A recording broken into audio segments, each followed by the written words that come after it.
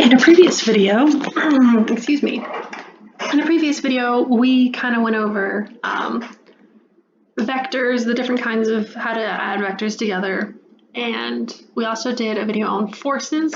This video, I'm going to focus on one-dimensional kinematics. So the kinematic equations are all basic. They're the same three equations. They could just be written differently based on, what your professor feels like. But they all kind of work the same. So the ones that I have and the ones that I'm used to using are VFS equals VIS plus AS delta T, where the S denotes direction, so either the X or Y direction. Because when dealing with kinematics, you do one direction at a time. You do them completely independent of each other. So your velocities and your accelerations and all of that are independent of each other. So there could be an acceleration in the Y direction and not one in the X direction, vice versa. Same with the velocities.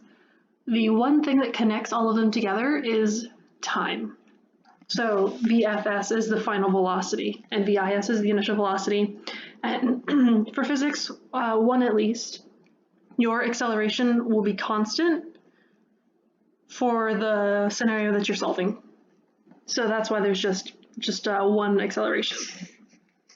So if we do, that's one of them, and then there's another one that I have, which is SF equals SI plus VIS delta T plus 1/2 AS delta T squared, and this is that, okay. Where once again the S's denote direction. S sub F is the final position, I guess you could think. So if a car or something starts here, ends here, goes to here, this would be like 0, 0, and this would be 5, 0, I guess. So the SF in the X, so the SX would be 5, and the SI would be 0. Or you could also, I guess it would be easier to think about it like XF and XI. That's what the large S's kind of denote in my formulas. And then there's also one more, and it is VFS squared equals VFI squared plus 2 AS delta S. And those are our three formulas that we're going to use for all of kinematics, basically. So let me zoom out a little bit and put these in the corner. Oh, well, I'm actually going to clear the canvas. So those are what those formulas were. So just keep them in the back of your mind, write them down somewhere. I'll write them down as I need them in solving. So the first thing we're going to do, since we're just going to focus on one directional kinematics, is we're going to have a car. I'll write it in words because most of the time you will have word problems. Okay. Sorry if you heard that. That was my telephone. Let me put it on vibrate. So you will have a word problem that you have to kind of pick out what certain words mean and how they kind of formulate into a diagram. So in order to highlight that, I'm going to write a word problem and we're going to solve it from there. So let's say a car is traveling at 35 meters per second.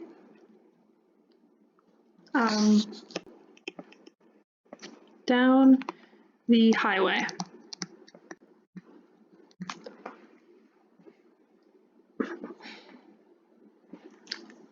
It approaches its exit and slows down to, let's say it slows down to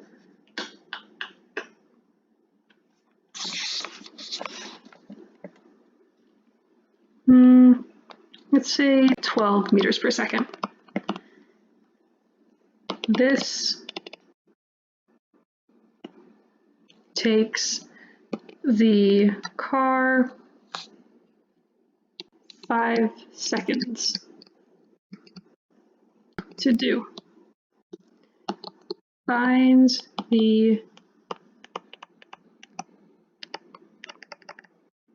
Okay, so this problem is pretty simple and straightforward. There's nothing like funny going on in this problem.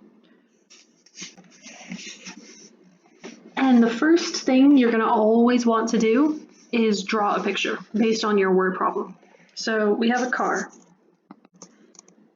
And let's say he starts here and the interstate goes down this direction. So he's traveling at 35 meters per second down the highway. It approaches the exit and slows down. So at some point here, it slows down to 12 meters per second, and that whole thing takes 5 seconds.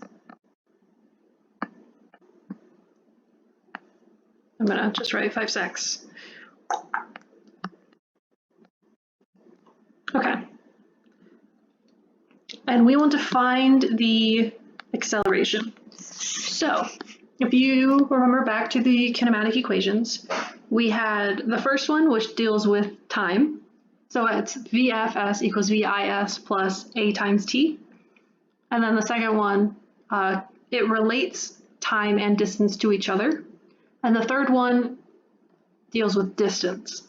So because the things that we know are the initial and the final velocities and the time it takes for that change to occur, we're going to use the first equation, so VFS equals VIS plus A delta T. Okay, so our final velocity is 12 meters per second. And our initial velocity is 35 meters per second, plus our unknown acceleration multiplied by 5 seconds. And at delta t, deltas technically mean final, they mean tf minus ti, so the final minus initial. But the initial for time is always 0. So this is basically 5 minus 0 for time. And now if we plug this into our calculator, we're going to subtract 35 from both sides. So then we get 12 minus 35, negative 23, 5A, 5 seconds. And this is meter per second. So if we divide out 5 seconds, okay, that's not how you spell that word. We get A equals negative 4.6 meters per second squared. And we know that this is at least in the ballpark. I mean, I can't imagine where I would have gone wrong. But we can do a check to make sure at least we're in the right ballpark. And usually, if you're in the right ballpark with this check, that means you're correct. But our units all kind of work together. So we can subtract the 35 from both sides because the 35 meters per second has the same unit as the 12 meters per second. So it maintains that meters per second. And then when we divide the 5 seconds over, our meters per second becomes meters per second, which is meters per second squared. And acceleration is in meters per second squared. So that is our answer. And let's say we want to take it a step farther to see how long or how far the car travels as it is slowing down. So we'll do a part B here. How far did the car travel during braking?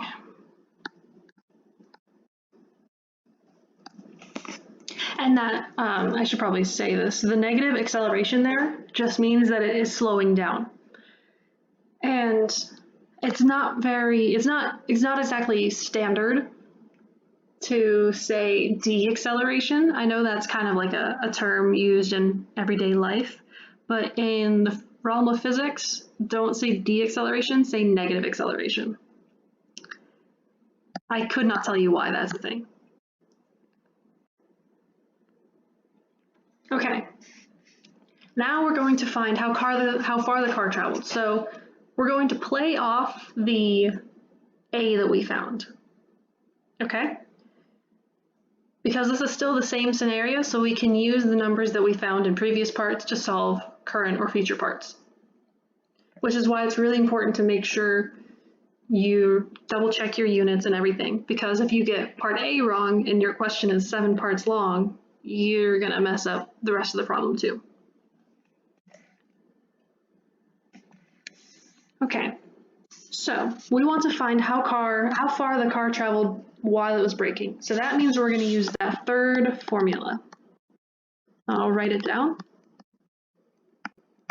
Okay, so we still know what the final velocity is, and we know what the initial velocity is, and we know what the acceleration is, and we don't know what delta S is, but that is what we are looking for.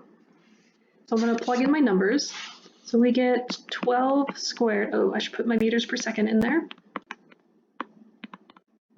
Squared equals 36, 35, 35, 30, 35. Plus negative 4.6 delta S. So we're going to get 144 meters squared per second squared equals, what is 35 squared?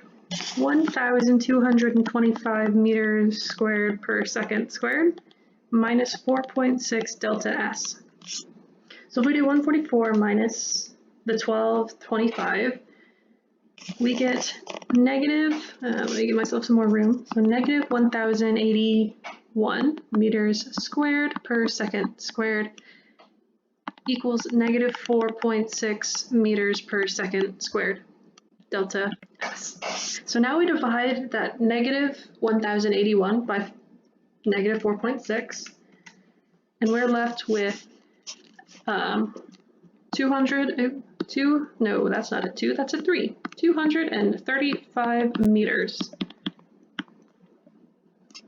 Okay? And if we double check our units, if we're dividing the meters squared per second squared divided by meters, I'm going to use a different color actually, something that's a little brighter.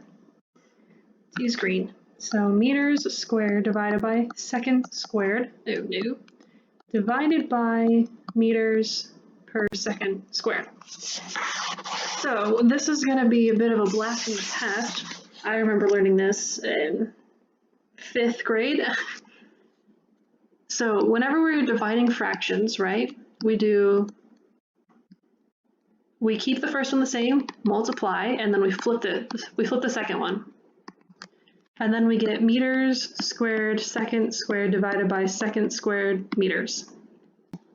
So our seconds squared cancel, our meter and one of our meters cancel, so we're left with meters, which is how we know that this one right here is correct, because our unit for distance should be in meters. I hope that was helpful to you. I'll do some more videos on 1D kinematics and some 2D kinematics as well. One important thing to note for kinematics is that these formulas that we're using, they only work in metric. So if you are ever given any of these variables in imperial, you have to change it to metric. You have to convert it to metric before you can solve for anything. And I hope this helped a little bit. Feel free to leave comments on other topics you want me to cover, and hopefully this was helpful to you.